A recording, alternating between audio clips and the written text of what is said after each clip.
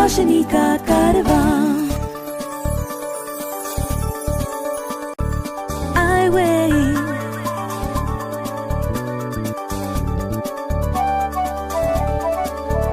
ये है रोशनी रोशनी रोशनी का कारवां रोशनी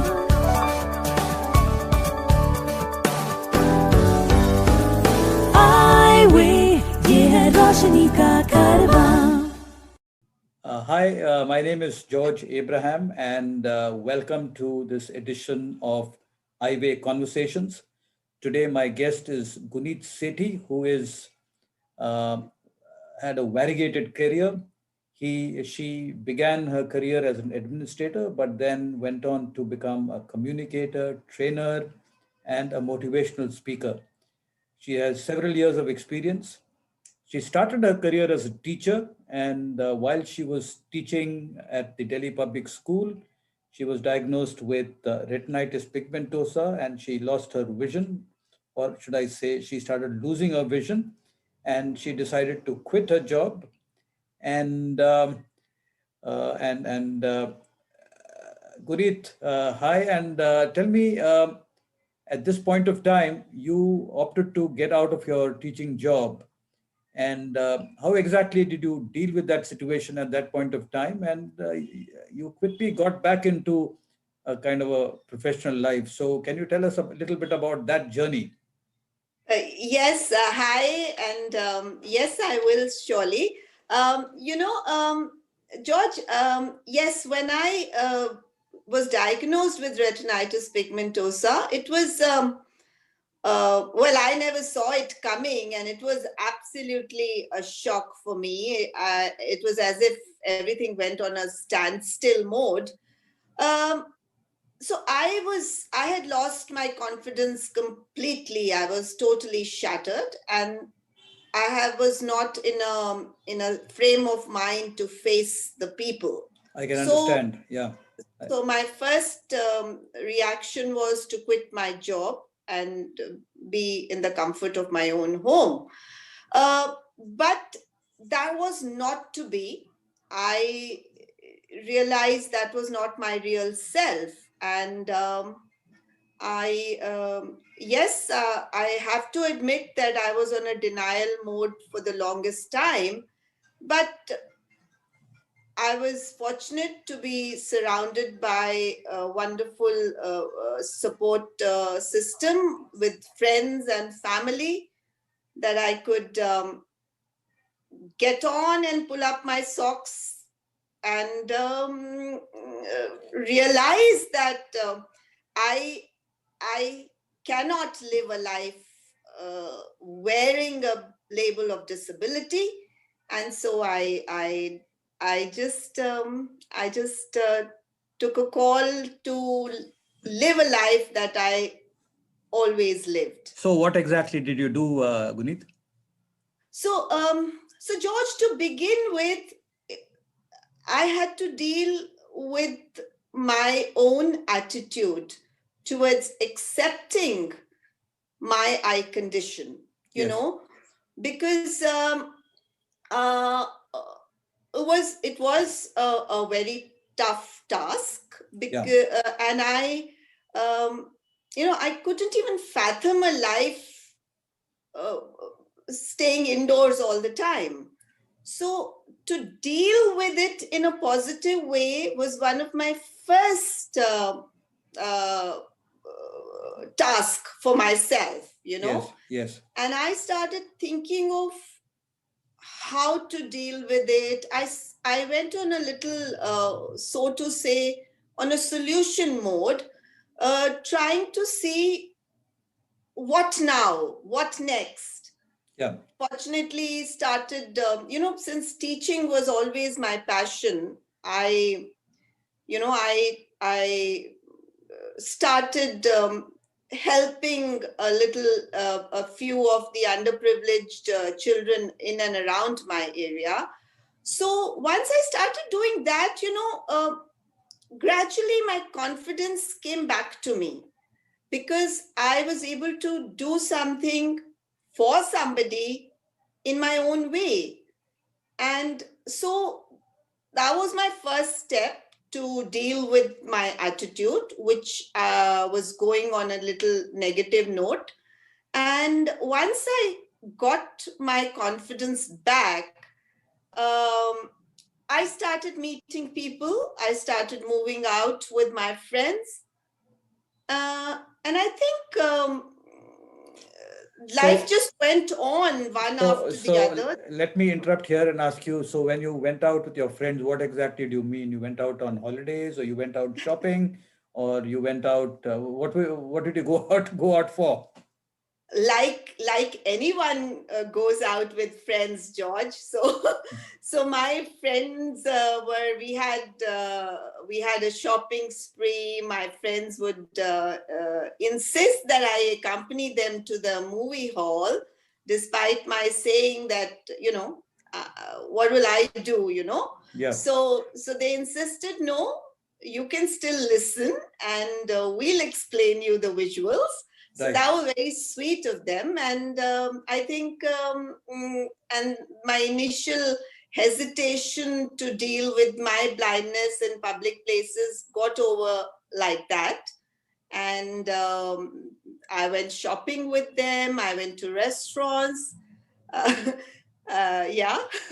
And meaning, being blind and, going to a restaurant, did you have any kind of orientation to deal with restaurant situations, or you learned it the hard way by eating from somebody else's plate, or drinking somebody else's glass of water? Meaning, were there any? Was it a smooth transition, or were there any kind of funny situations? Although my friends were quite conscious about my situation, and they would help me around the table and my chair and my crockery cutlery. Yeah. But still, funny things did happen. I can laugh on it now, but at that point in time, I felt a little embarrassed. I was, let me give you an example. I was trying to eat from my from my spoon. Yeah. And every time I would put it close to my mouth, I felt that there was nothing there. And till my friend told me, you're holding the spoon upside down. So yeah, things like that did happen, but I got over it. I'm good. It's good that you can laugh about it now. So Yes. moving forward, I was reading in your CV that you started working with some place called the Hunger Project. How did that happen, and what was your experience there? So another step forward to be able to do something in the mainstream. So as I started developing my confidence more and more, I began to realize that there were more things that I could do, and Hunger Project came my way through a friend, and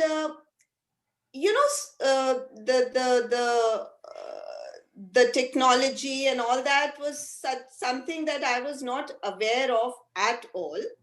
So, like a layman, my friend did offer me a job at her office, and so she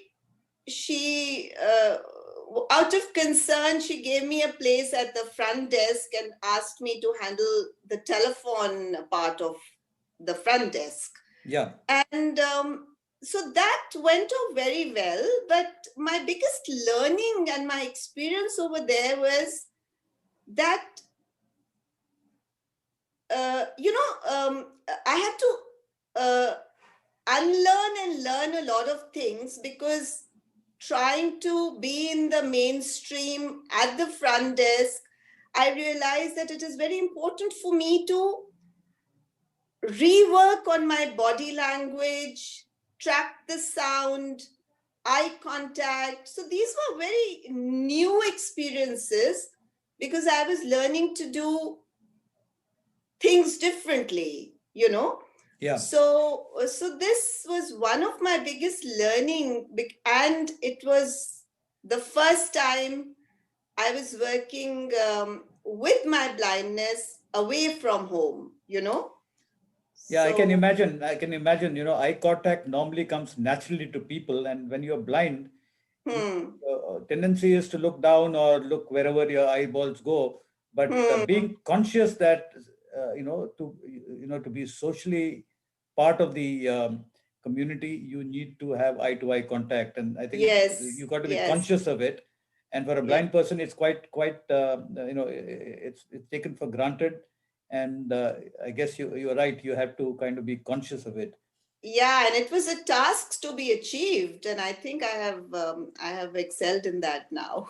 And also the other point you make, that your dependence on your hearing became also Uh, quite critical. So yes. so how did you kind of transition to actually technology? So George, I will happily give that credit to you because you were the first one who kind of mm, told me that there is a technology like this exists where I can work on the computer. I had honestly was quite unaware of it. And so once I came to know about it, I uh, I went to the Institute, National Association for the Blind in New Delhi, and I was introduced to this software called JAWS, and I started working on the computer first time in my life. And when I worked on it for a week or so, I took my lessons, and honestly, that George was the most elating moment of my life. I think it was the biggest turning point. And when I was able to read and write, I think I just screamed to myself, oh, wow, I can read and write once again. Honestly, the most elating moment of my life so far. In fact, I remember meeting you for the first time at the FICCI, where we were both attending a FICCI conference, and I remember Yes, meeting you at lunchtime. And that's exactly where it happened. so Guneet, you learned your computers, and you kind of realized that you could read and write. And did that make a difference for you at the job front? It made a difference all over, my confidence and honest, and of course they upgraded me at my workplace. And I had a PC to my own, and I was working, and I was taking printouts, and I was doing a whole lot of things after learning the technology. So you were kind of doing a front desk kind of job initially. Yes. So how did that profile change? So the profile changed to getting new responsibilities. I was always there at the front desk, but I was able to do more liaising. I was able to email. I was able to, do other administrative jobs in the office. So my job profile per se upgraded. Excellent. So what you must have realized is that each time you're empowered, you're capable of giving more to the company or the employers who have given you the opportunity. Yes, yes. I never failed them, since they gave me the time to go and take my computer lessons. I came back to add value to the organization. So now, after about 10 to 12 years of working with Hunger Project, I think you moved on to another organization called Be Able. The name Yes, suggests that this is a training setup. yes. It's a skilling It's a skilling organization. Yes. organization. So Yes. tell me the story behind how you made this move, and what exactly were you doing? You were an administrator here in Hmm. your previous avatar. So when you Yes. got into this new place, you got into training and content writing and so on. So how did Yes. that transition happen? So yes, George. I was for a long time with the Hunger Project, doing a similar kind of job for several years. Yeah. And like I said, that every single day there was the level of my work and my own confidence in myself increased. Yeah. And I began to realize that for some reason that I am not being able to use my potential to its maximum. Right. And when that happened, I started thinking for myself, and I started exploring my own self as to what else can I do to satisfy that desire to do more. Yeah. For some reason, I was just doing the same job, and somewhere down the line, I felt it was getting monotonous. So I began to nurture my skills, and then, gradually doing other things at home and other home, extra things that I wanted to do, maybe think about my hobbies. But down the line, I got this opportunity for this working in this organization, and a friend of mine asked me to apply there, and you're talking about Be Able now, right? Be Able. So I got a job. I mean, I applied there, and things worked for me, although it was a big and a huge mainstream organization with over 1,000 employees around. So they had never dealt with a blind person, and Yes. And obviously they went through a lot of series of interviews, because remember Hunger Project, I had a friend who put me in there, but Right. here I had nobody. So Yes. it was all my own people, my own skill and my own thing that helped me get in there. And since I was a teacher by profession, and teaching has always been my passion, and training was another form of teaching, Yeah. I had to give a demo of how I worked on the computer and how I can handle tasks on the computer. Yes. Yes, and I did tell them that I would need a little orientation and a little help to begin with. Once I am comfortable with the surroundings and the space, I'll be able to handle a lot of things on my own. So that confidence I had to give them. And I was lucky enough to be a part of their team. And I had a very wonderful mentor and team members who helped me move on. And I think I did a pretty good job there. I was training the young learners. They were between 18 to 30. Mostly the rural youth. That's what the organization used to do. So I was able to,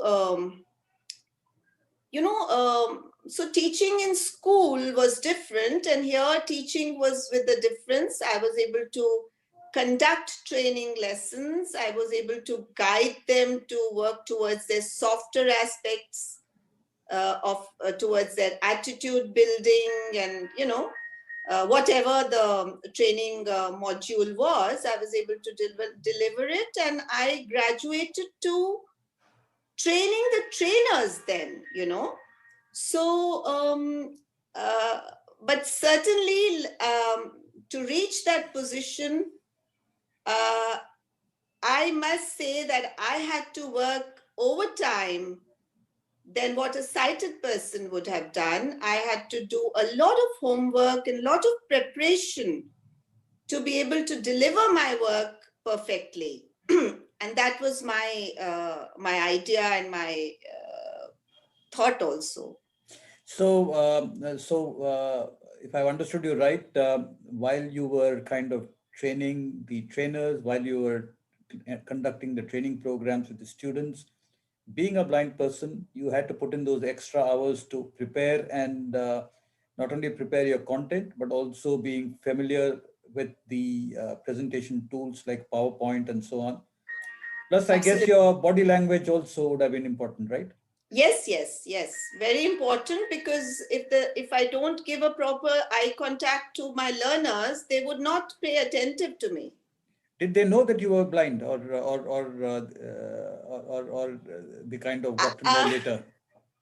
well, I did not introduce myself as a blind person, Yeah. but I'm sure the whispers down the room must have they did come to know, but I did not tell them. How did they kind of respond to you by and large? Were they kind of welcoming, or were they hostile, or they had to behave because the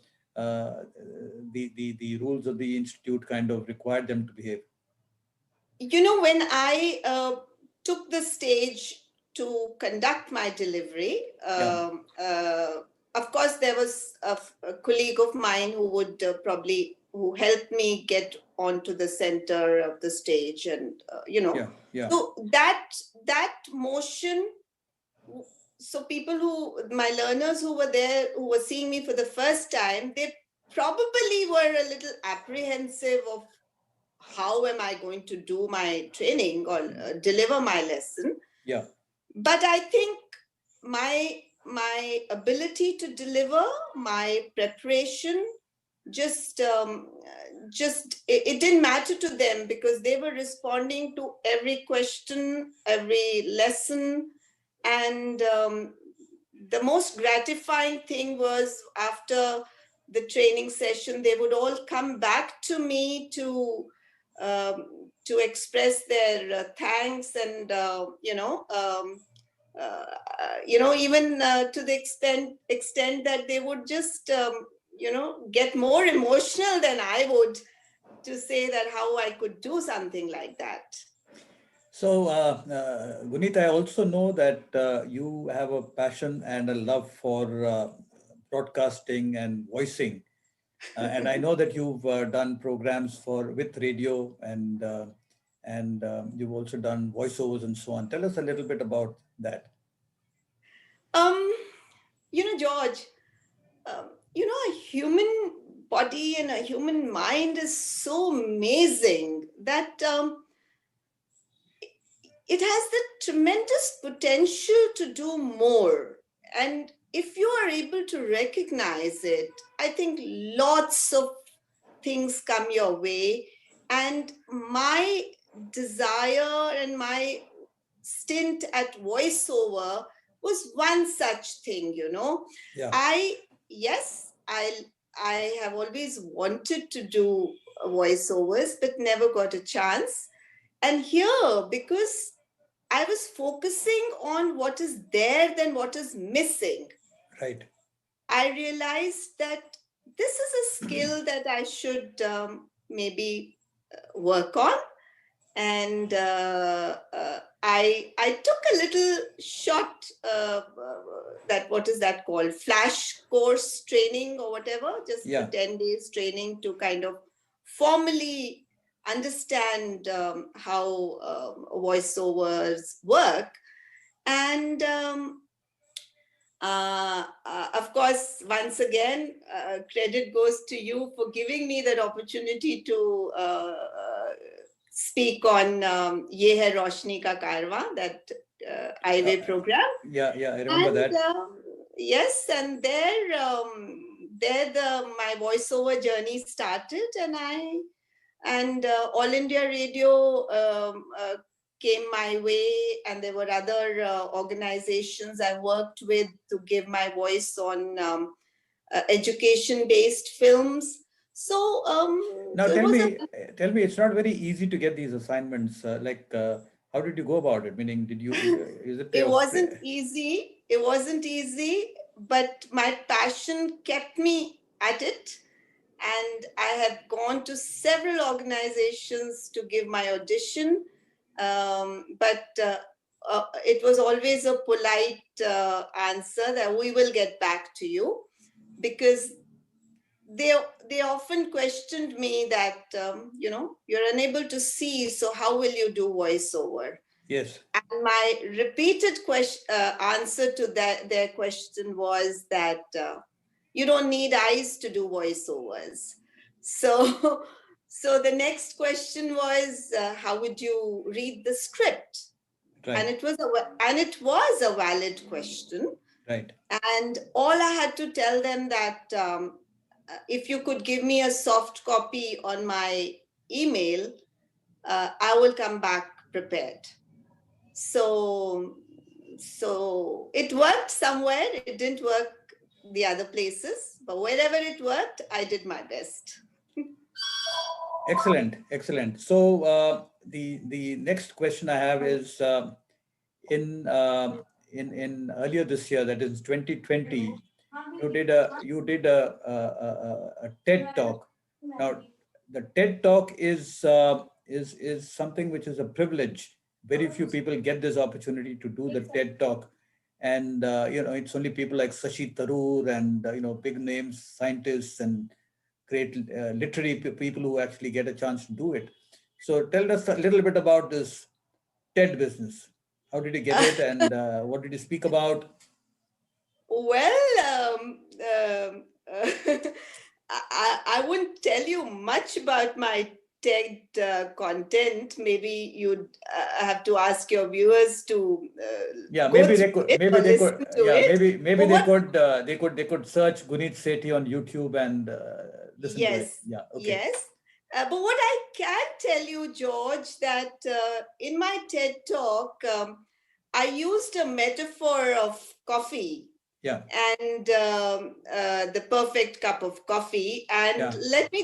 I want to tell you that I can brew a perfect cup of coffee now. Yeah. And I worked to make my coffee better every day.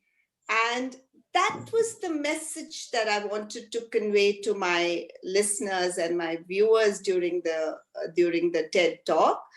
For me, it was a very exciting and very cathartic experience because I could just put down my emotions in the way I felt. Right. So did you go to California for this, or you did it online? No, unfortunately, it was the COVID that put brakes in my travel. But the organization, there was an institute here in NCR who were supposed to conduct it. And but since COVID came in the way, we had to do a live online program. So that was another challenge that came my way, to speak online on an event as big as this, but it worked. Right. In fact, I've listened to this TED talk a couple of times, and I must tell you, Guneet, it was splendid. It was wonderful. And so I also know that you have, in recent times, in the last couple of years, started traveling to different educational institutions, student bodies, universities, and even corporates where you have been actually sharing from your life and motivating people. So that's wonderful. I would like to ask you another question. You've moved quite a bit since the day you kind of stunned by the diagnosis of being blind. You've traveled quite a long distance, and I would like to ask you, what is your definition of a successful person? What is your idea of success? Um, you're right, George. I've come a long way, but I haven't stopped. I still have a long way to go. But, for me, success, if you ask me to define success, success for me has never really been materialistic, or so to say, in materialistic terms. For me, success has been more towards being happy and happy and satisfied. So if I define a success, well, I could say that it's a continuous and an ongoing process towards raising your own bar. Right. That's what I have been doing, and I've been feeling very happy about it. And if you raise your own bar, the materialistic success comes your way. So, if I were to kind of put your definition of success into one word, it is all about happiness. Happiness to raise your own bar. Yeah. Okay. So, Guneet, it's been wonderful talking with you. You've had a wonderful journey. It's truly inspirational, and I would like to take this opportunity that you continue to raise your bar and continue to be happy, and may you have a great, wholesome, wonderful life ahead. Take care. Thank you, George. Thank you for giving me this opportunity. Take care. Wonderful. Eyeway, ये है रोशनी का कारवां।